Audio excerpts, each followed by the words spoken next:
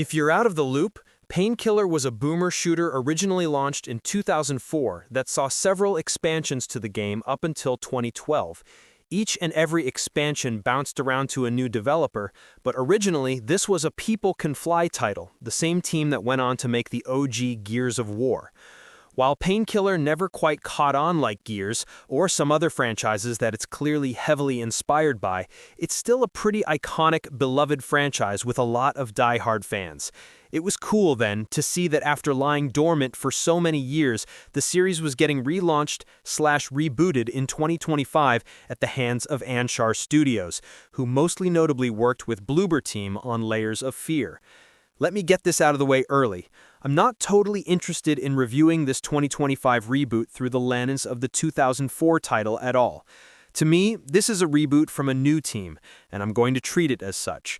I don't think it's fair to hold the game to a previous 20-plus year standard that's now flooded with tons of nostalgia-influenced points of view. Let's treat this one as a new entry to the FPS scene in 2025, shall we? All of that said, Painkiller 2025 left a lot to be desired, a reboot of a beloved franchise or not. While I don't think it's a bad experience to embark on, I also don't feel like there's enough here to push it to the top of your must-play list with other, more viable direct competitors out there these days. Let's dig in. Stunning but uneven presentation with a dead-end story. Where I will give Painkillers some major props is in the world design. There are 9 raids/levels to work your way through, equally spaced between 3 different biomes.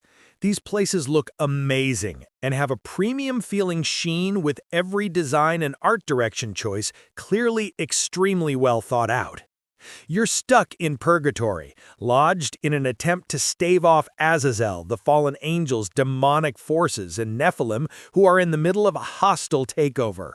One biome is a hellish industrial factory, then an eerie, dark cave system, followed by a trek that eventually leads to the Tree of Knowledge in a fallen version of the Garden of Eden itself.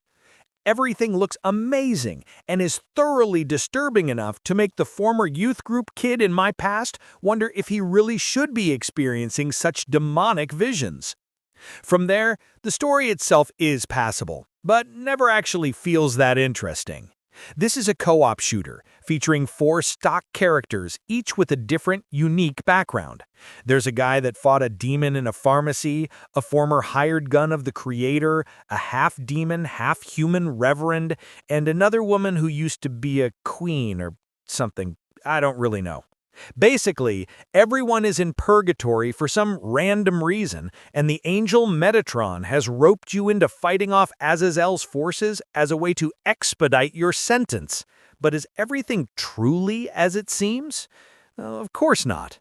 Still, nothing ever really pays off in a satisfying way, and the game kind of just ultimately ends, as if it's waiting for a future content drop to wrap things up more succinctly. There's a prevalent comedic tone throughout Painkiller 2, and that will work for some, but not others. It's little weird Marvel-style quips from your characters, or Metatron telling you that Azazel cheats at poker. My least favorite line in the whole game was, "I'm Azazel, but you can call me Daddy." Tempting, but I'm not super interested. The sound design is great, but I had several issues with clipping, overlap, and random volume spikes pretty often. The soundtrack is Doom-style metal, which is passable but never feels like more than a worse knockoff. Even offline, I'd also experience my teammates and enemies alike zipping around arenas like their connection was dropping, which made several combat encounters feel bad. Some enemies would also occasionally start individually moving as if only they were specifically individually dropping frames. The online experience worked about the same, so it was just interesting to me that offline shared so many little hiccups. Absolutely awesome weaponry. Without any forthcoming caveats to drop after this next statement, Painkiller's guns are frickin' awesome. From the get-go, you have a rapid-fire shuriken-launching gun called the Electro Driver. I thought nothing else would top this starting weapon, but then I got the ridiculously heavy-hitting shotgun. This was my new favorite for a while, but then I got the SMG. Let me tell you, it's also sick. There are 6 weapons in total, and they all feel and perform fantastically. It's one of the coolest, most powerful, satisfying arsenals I've used in any shooter ever. This is all amplified by the fact that Anshar Studios went the extra mile on PS5 to amazingly implement both unique haptic rumble feedback for each gun, as well as different trigger pulling sensations thanks to the adaptive triggers. Not many teams go out of their way for these little details anymore, and I'll go to my grave saying that there's some of the coolest things that can be featured in this current console generation. There's a genuine lack of adoption and usage of the haptics and adaptive triggers across third-party PS5 devs, so hats off for this extra effort.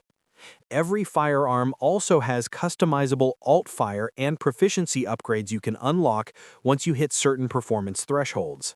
These fully deck out each gun in super rad ways, especially if you take a skill tree route to make a weapon inflict elemental damage, like ice, fire, or electricity. The animations for all of these additional powers look amazing.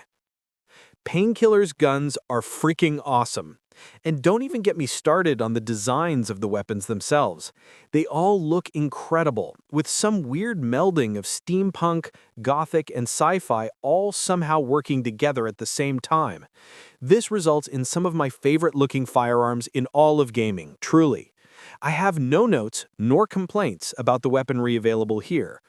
Well, except that it's a bit of a grind to unlock all 6 options, and it feels totally unnecessary.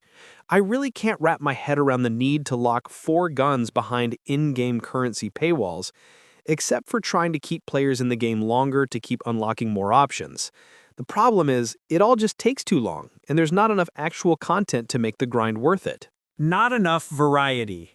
Whether you're playing with 2 real humans, 2 bots, or a combination, Painkiller doesn't have a ton of actual content. For a franchise known for huge, hulking, imposing bosses, there are just 3 here in total, each serving as the finale of a collection of 3 raids within the 3 different biomes. It all just kind of blends together at a certain point. This means there are 9 levels in total, and while the theming changes, the vibe of the gameplay is just about always the same. You'll clear out waves of enemies in arenas, highlighted by a couple of elite/mini-boss enemies along the way. You'll fill blood canisters to open gates by killing enemies within the radius of the canister itself. You'll throw lanterns into a bigger lantern to open more gates. You'll have a far too long and boring escort mission to guide an important arc to its destination. That's about it. In fairness, the combat does feel fun for a while, but for me, it also quickly devolved into spray-and-pray territory as I just ran, slid, jumped, and grappled around yet another arena with the same hordes of enemies over and over again. Enemy variety wears out, so it all just kind of blends together at a certain point. Nothing else is ever really thrown into the mix. There are some secret rooms you can open for your teammates by standing on pressure panels, but it's just to grab some extra currency or maybe some healing or ammo drops. There are small side paths you can do some basic platforming on to earn some more currency, but it never feels great. The 3 bosses are cool looking, but either have unclear gimmicks to defeat or just end up feeling like damage sponges with attack patterns that don't feel great to dodge ever. And since all these levels are actually raids, if you happen to fail at the boss encounter, you'll have to slog back through the entire repetitive level again to get another attempt. We have Doom at home. I don't like making direct comparisons to other franchises, but it's genuinely impossible to play this 2025 version of Painkiller without just thinking about the newer Doom games the entire time. From the demon slaying to the insane weapons to the metal music, the vibe is all there. Painkiller does have the co-op, squad-based, raid-based formula added into the mix, but it doesn't actually amount to enough to set the game apart in any worthwhile way. The game is just as fun with real human counterparts or bots. It is in fact worse with randos if you're the only one that knows what they're doing. I found myself preferring to play with bot teammates. And then, what's really the point? The formula and moment-to-moment gameplay loop in Doom isn't leagues above Painkiller. I mean, you're still going to be doing a lot of arena clearing and grappling around arenas as you blast anything that gets too close to you in the face. The difference is in the thoughtfulness of actual enemy placements. In Doom, you're fighting a lot of demons at once, but it feels like there's thinking behind where they spawn on the map, their abilities, and the number you're pitted against at once. In Painkiller, it just feels like, hey, here's a giant, incomprehensible mass of bodies on the screen. Mow them down, it's going to be awesome. Sometimes it is, but more often than not, the screen is just a giant cluster of bullets, detonations, and combo counters ticking up and up, while you really don't even know what's going on half the time.